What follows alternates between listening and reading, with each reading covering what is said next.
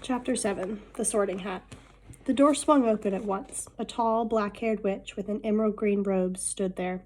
She had a very stern face, and Harry's first thought was this was not someone to cross. "The first years? Professor McGonagall," said Hagrid. "Thank you, Hagrid. I will take them from here." She pulled the door wide. The entrance hall was so big you could have fit the whole of the Dursleys' house inside of it. The stone walls were lit with flaming torches like the ones at Gringotts. The ceiling was too high to make out, and the magnificent marble staircase facing them led to the upper floors. They followed Professor McGonagall across the flagstone floor. Harry could hear the drone of hundreds of voices from a doorway to the right, but the rest of the school must already be here. But Professor McGonagall showed the first years to a small, empty chamber off the hall.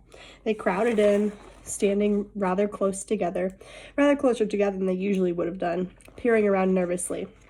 "Welcome to Hogwarts," said Professor McGonagall. "The start of term banquet will begin shortly, but before you take your seats in the Great Hall, you will be sorted into your houses. The sorting is a very important ceremony because, while you are here, your house will be something like your family within Hogwarts. You will have classes with the rest of your house, sleep in your house dormitory, and spend your free time in your house common room. The 4 houses are called Gryffindor, Hufflepuff, Ravenclaw, and Slytherin. Each house has its own noble history, and each has produced outstanding witches and wizards. While you're here at Hogwarts, your triumphs will earn your house points, while any rule breaking will lose house points.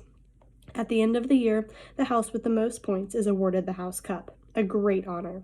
I hope each of you will be a credit to whichever house becomes yours. The sorting ceremony will take place in a few minutes in front of the rest of the school. I suggest you all smarten yourselves up as much as you can while you are waiting." Her eyes lingered a moment on Neville's cloak, which was fastened under his left ear, and on Ron's smudged nose. Harry nervously tried to flatten his hair. "I shall return when we are ready for you," said Professor McGonagall. "Please wait quietly." She left the chamber. Harry swallowed. "How exactly do they sort us into houses?" he asked Ron. "Some sort of test, I think. Fred said it hurts a lot, but I think he was joking." Harry's heart gave a horrible jolt. A test? In front of the whole school? But he didn't know any magic yet. What on earth would he have to do? He hadn't expected something like this the moment they had arrived. He looked around anxiously and saw that everyone else looked terrified too. No one was talking much except Hermione Granger, who was whispering very fast about all the spells she'd learned and wondering which ones she'd need. Harry tried hard not to listen to her. He'd never been more nervous, not even when he'd had to take home a school report to the Dursleys, saying that he'd somehow turned his teacher's wig blue. He kept his eyes fixed on the door. Any second now, Professor McGonagall would come back and lead him to his doom. Then something happened that made him jump about a foot in the air. Several people behind him screamed. "What the—" he gasped.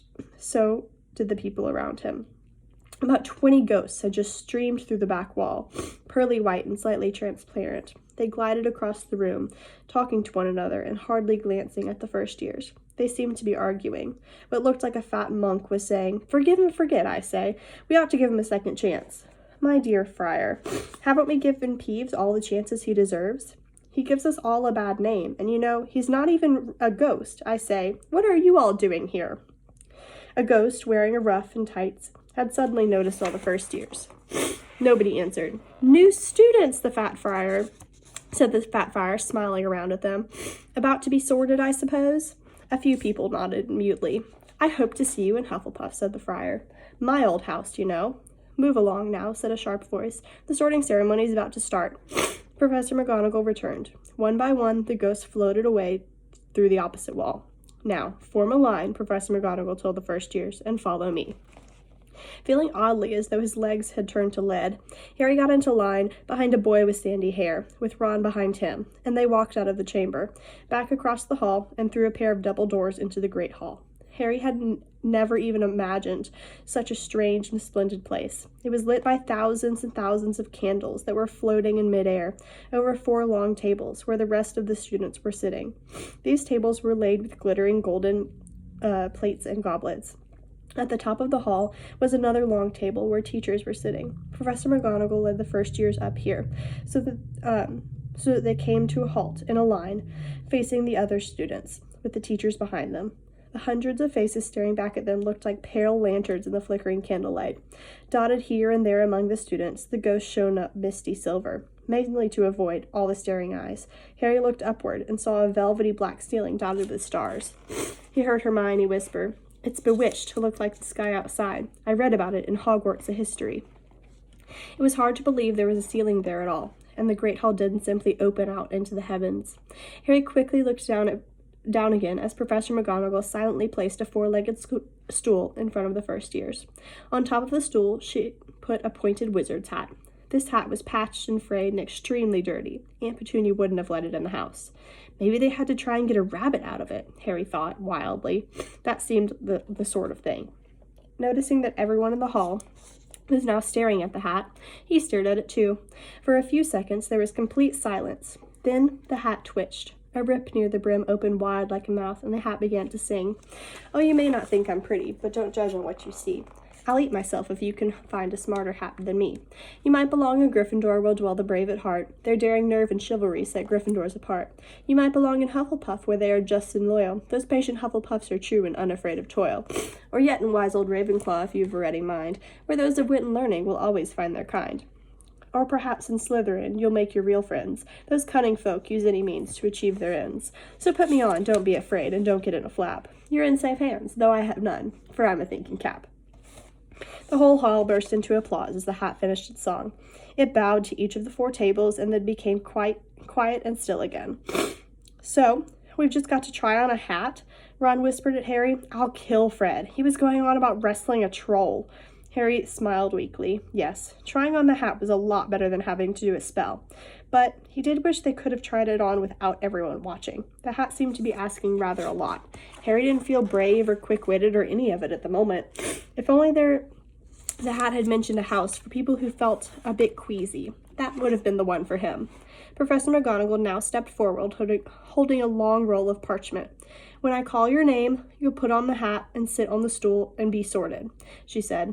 "Abbott, Hannah." A pink-faced girl with blonde pigtails stumbled up out of the line, put on the hat, which fell right down over her eyes, and sat down. A moment's pause.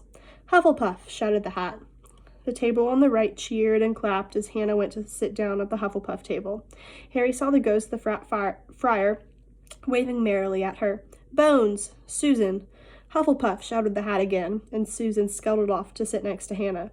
"Boot! Terry! Ravenclaw!" The second table from the left clapped this time. Several Ravenclaws stood up to shake hands with Terry as he joined them.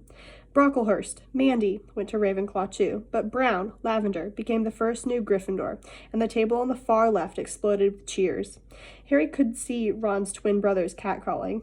Bulstrode, Millicent, then became a Slytherin. Perhaps it was Harry's imagination, after all he'd heard about the Slytherin, but he thought they looked a little bit like an unpleasant lot. He was starting to feel definitely sick now. He remembered being picked for teams during gym at their old school. He had always been last to be chosen. Not because he was no good, but because no one wanted Dudley to think they liked him. Finch Fletchley, Justin, Hufflepuff. Sometimes Harry noticed the hat shouted a house at once, but other times it took a while to decide. Finnegan, Seamus, the sandy-haired boy next to Harry in line, sat on the stool for almost a whole minute before the hat declared him a Gryffindor. Granger, Hermione. Hermione almost ran to the stool and jammed the hat eagerly on her head. "Gryffindor," shouted the hat. Ron groaned. A horrible thought struck Harry, as horrible thoughts always do when you're very nervous. What if he wasn't chosen at all? What if he just sat there with the hat over his eyes for ages until Professor McGonagall jerked it off his head, and so there'd obviously been a mistake, and he'd better get back on the train? When Neville Longbottom, the boy who kept losing his toad, was called, he fell over on his way to the stool. The hat took a long time to decide with Neville. When it finally shouted Gryffindor, Neville ran off still wearing it and had to jog back amid gales of laughter to give it to McDougal, Morag. Malfoy swaggered forward when his name was called and got his wish at once. The hat had barely touched his head when it screamed, "Slytherin!" Malfoy went to join his friends Crabbe and Goyle, looking pleased with himself. There weren't many people left now. Moon, Knott, Parkinson, then a pair of twin girls, Patil and Patil, then Perks, Sally Ann, and then, at last, Potter, Harry. As Harry stepped forward, whispers suddenly broke out, like little hissing fires all over the hall. Potter, did she say? The Harry Potter? The last thing Harry saw before the hat dropped over his eyes was the hall full of people craning to get a good look at him. Next second, he was looking at the black inside of the hat. He waited. Said a small voice in his ear. Difficult, very difficult. Plenty of courage, I see. Not a bad mind either. There's talent. Oh my goodness, yes. And a nice thirst to prove yourself. Now that's interesting. So where shall we put you? Harry gripped the edges of the stool and thought, not Slytherin. Not Slytherin. Not Slytherin, eh? Said the small voice. Are you sure? You'll be great, you know. It's all here in your head. Well, Slytherin will help you on your way to greatness. No doubt about that. No? Well, if you're sure, better be Gryffindor. Harry heard the hat shout the last word to the whole hall. Then he took off the hat and shakily walked toward the Gryffindor table. He was so relieved to have been chosen and not put in Slytherin, he hardly noticed that he was getting the loudest cheer yet. Percy, the prefect, got up and shook his hand vigorously, while the Weasley twins yelled, "We got Potter! We got Potter!" Harry sat down opposite the ghost in the rough he'd seen earlier. The ghost patted his arm, giving Harry the sudden horrible feeling as if he'd just been plunged into an ice-cold water. He could see the high table properly now. At the end nearest him sat Hagrid, who caught his eye and gave him a thumbs up. Harry grinned back. And there, in the center of the high table, in a large golden chair, sat Albus Dumbledore. Harry recognized him at once from the card he'd gotten out of the chocolate frog on the train. Dumbledore's silver hair was the only thing in the whole hall that shone as brightly as the ghost's. Harry spotted Professor Quirrell, too, the nervous young man from the leaky cauldron. He was looking quite peculiar in a large purple turban. And now there were only 4 people left to be sorted. Thomas, Dean, a black boy, even taller than Ron, joined Harry at the Gryffindor table. Turpin, Lisa, became a Ravenclaw, and then it was Ron's turn. He was pale green by now. Harry crossed his fingers under the table, and a second later, the hat had shouted, "Gryffindor!" Harry clapped loudly with the rest, as Ron collapsed into the chair next to him. "Well done, Ron. Excellent," said Percy Weasley pompously across Harry as Zabini, Blaise, was made a Slytherin. Professor McGonagall rolled up her scroll and took the sorting hat away. Harry looked down at the empty gold plate. He had only just realized how hungry he was. The pumpkin pasties seemed ages ago. Albus Dumbledore had gotten to his feet. He was beaming at the students, his arms open wide, as if nothing would have pleased him more than to see them all down there. "Welcome," he said. "Welcome to a new year at Hogwarts. Before we begin our banquet, I would like to say a few words.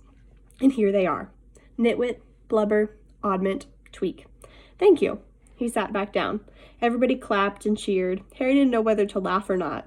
"Is he a bit mad?" he asked Percy uncertainly. "Mad?" said Percy airily. "He's a genius. Best wizard in the world. But he is a bit mad, yes. Potatoes, Harry?" Harry's mouth fell open. The dishes in front of him were now piled with food. He'd never seen so many things he'd like to eat in one table. Roast beef, roast chicken, pork chops and lamb chops, sausages, bacon and steak, boiled potatoes, roast potatoes, fries, Yorkshire pudding, peas, carrots, gravy, ketchup, and, for some strange reason, peppermint humbugs. The Dursleys had never exactly starved Harry, but he'd never been allowed to eat as much as he liked. Dudley had always taken anything that Harry really wanted, even if it made him sick. Harry piled his plate with a bit of everything except the peppermints, and began to eat. It was all delicious. "That does look good," said the ghost with the ruff, sadly, watching Harry cut up his steak. "Can't you—" "I haven't eaten for nearly 500 years, said the ghost. "I don't need to, of course, but one does miss it. I don't think I've introduced myself. Sir Nicholas Dimensi Poppington, at your service. Resident Ghost of Gryffindor Tower." "I know who you are," said Ron suddenly. "My brothers told me about you. You're Nearly Headless Nick." "I would prefer you call me Sir Nicholas Dimensi," the ghost began stiffly, but the sandy-haired Seamus Finnegan interrupted. "Nearly headless? How can you be nearly headless?" Sir Nicholas looked extremely miffed, as if their little chat wasn't going at all the way he wanted. "Like this," he said irritably, and he seized his left ear and pulled. His whole head swung off his neck and fell onto his shoulder, as if it was on a hinge. Somebody had obviously tried to behead him, but not done it properly. Looking pleased at the stunned looks on their faces, Nearly Headless Nick flipped his head back onto his neck, coughed, and said, "So, new Gryffindors, I hope you're going to help us win the house championship this year. Gryffindors have never gone so long without winning. Slytherins have got the cup 6 years in a row. The Bloody Baron's becoming almost unbearable." He's the Slytherin ghost. Harry looked over at the Slytherin table and saw a horrible ghost sitting there, with blank, staring eyes, a gaunt face, and robes stained with silver blood. He was right next to Malfoy, who, Harry was pleased to see, didn't look too pleased with the seating arrangements. "How did he get covered in blood?" asked Seamus with great interest. "I've never asked," said Nearly Headless Nick delicately. When everyone had eaten as much as they could, the remains of the food faded from the plates, leaving them sparkling clean as before. A moment later, the desserts appeared. Blocks of ice cream in every flavor you could think of, apple pies, treacle tarts, chocolate eclairs, and jam donuts, trifles, strawberries, jello, rice pudding. As Harry helped himself to treacle tarts, the talk turned to their families. "I'm half and half," said Seamus. "Me dad's a muggle. Mom didn't tell him she was a witch till after they were married. Bit of a nasty shock for him." The others laughed. "What about you, Neville?" said Ron. "Well, my gran brought me up, and she's a witch," said Neville. "But the family thought I was all muggle for ages. My great-uncle Algy kept trying to catch me off guard and force some magic out of me. He pushed me off the end of Blackpool Pier once. I nearly drowned, but nothing happened until I was 8. Great-uncle Algy came around for dinner, and he was hanging me out the upstairs window by the ankles when my great-aunt Enid offered him a ring, and he accidentally let go. But I bounced all the way down the garden and into the road. They were all really pleased. Gran was crying. She was so happy. You should have seen their faces when I got in here. They thought I might not be magic enough to come, you see. Great-uncle Algy was so pleased, he bought me my toad." Ellie, what are you doing?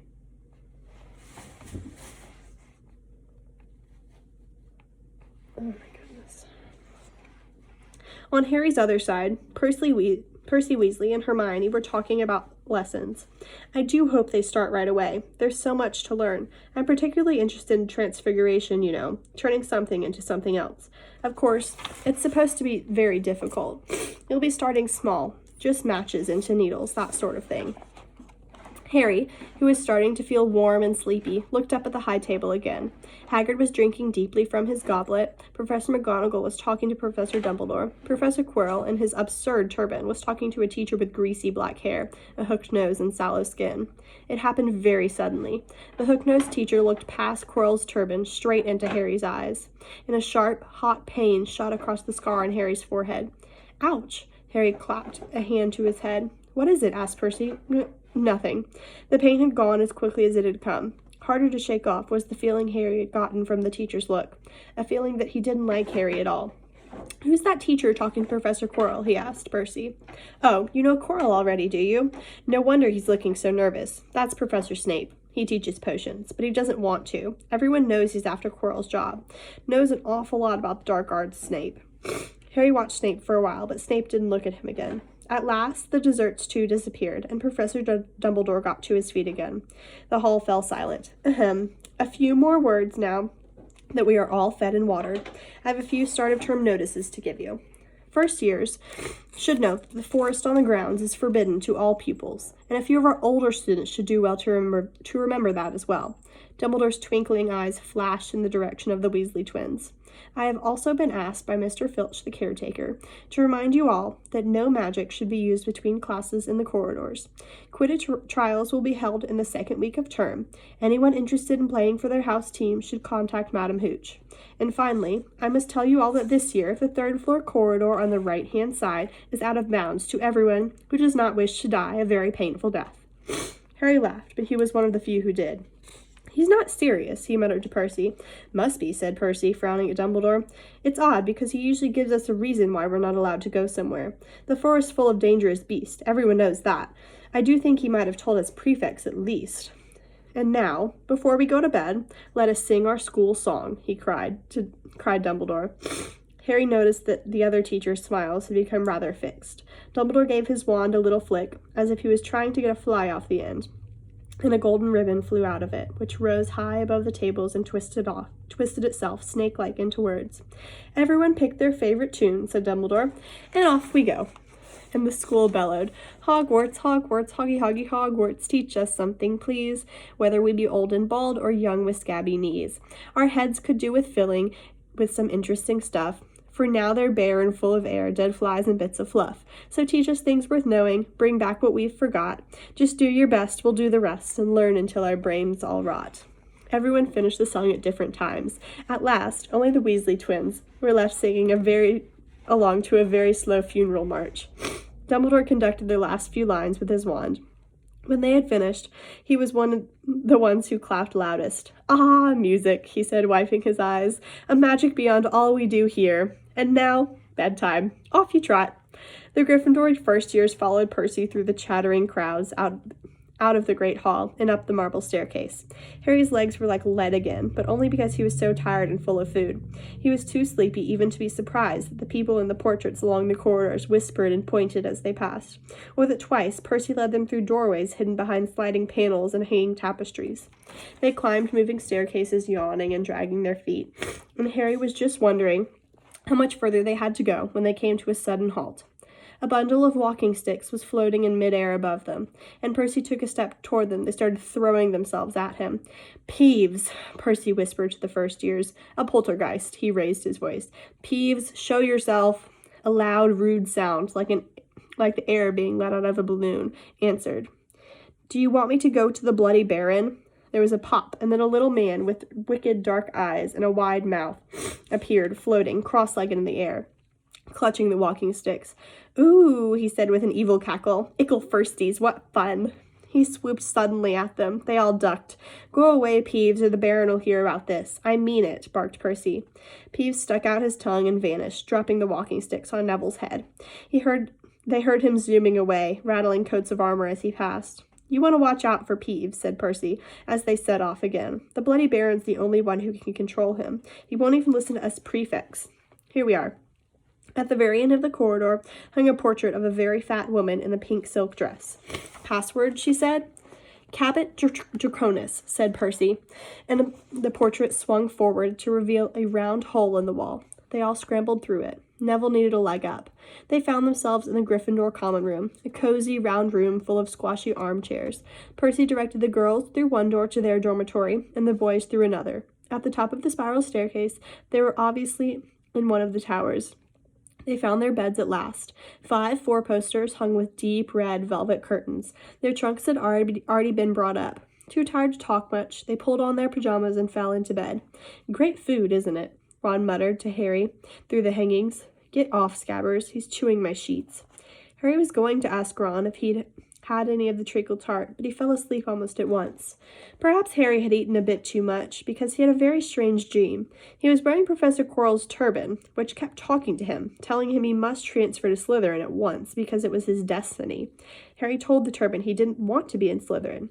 It got heavier and heavier. He tried to pull it off, but it tightened painfully. And there was Malfoy laughing at him as he struggled with it. Then Malfoy turned into the hook-nosed teacher Snape, whose laugh became high and cold. There was a burst of green light, and Harry awoke, sweating and shaking. He rolled over and fell asleep again, and when he woke the next day, he didn't remember the dream at all.